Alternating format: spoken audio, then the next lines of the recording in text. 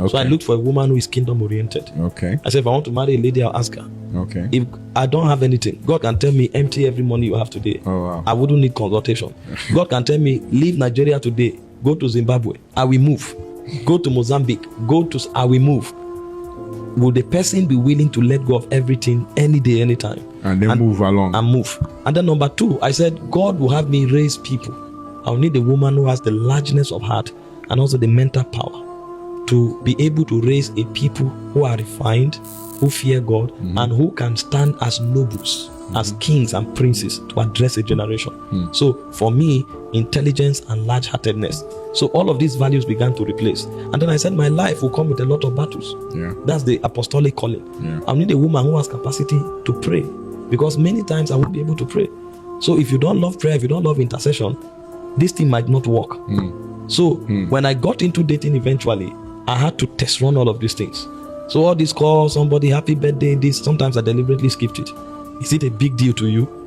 If it's not a big deal, so I take something. It's a big deal to them. I had to check it. I'm telling you, my wife knows. Even the ones that are just Most relative. of the things that people prioritize, I deliberately began to bring in kingdom. Sometimes we have to meet and I just call, oh sorry, something came up, I have to travel. You have the right to feel bad. You have the right to discuss, talk about it. But is this something that every time you will make reference to it, is it more important than kingdom? I started checking those things because of the new value system God gave me. I started test running. And when I saw that to a large extent, some of these things align, and the ones that didn't align, there was a room for it to happen or for improvement. I now felt, okay, this is the direction to go. I love that. So we started praying together. So you check with your value systems. So my value systems were wrong. It took a lot of time for God to begin to change them. When He gave me the new value systems, I had to make sure to a very large extent the person aligned. I know there are people who want to marry, they hear Martha, they hear Teresa. That's beautiful. I know there are other people who want to marry, God shows them the vision of the person. That's beautiful. But it's not everybody that has the privilege of hearing that clearly. Yes, sir. But if you are a kingdom person, God will give you a value system. And when you find a woman, you have to check her along the lines of those value systems. If you see that a good number of them are met, and then you also see that even the ones not met, the person is teachable enough to learn them and adopt them, then I think it's a way. But so when do you now take her out? There must be, there's time for retreat. Yes. And there's time for refreshment. Of course, definitely, of course. Well, saying these things does not mean, in fact, when I started dating, I discovered, I think somebody was living with me then. For 2 weeks, I spoke with her for more than 100 hours. Oh, wow. And I told myself, come on, what is happening with you? I will make a call and I'll be on the call for 4 hours.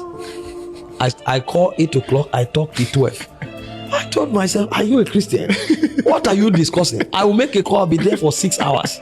In the evening, I call again, I talk till 2 a.m. I had to hold myself and say, come on, wake up, what's going on here? So checking this value system does not mean, your humanity will not come up. Yes, sir. I mean, you will be lying to yourself.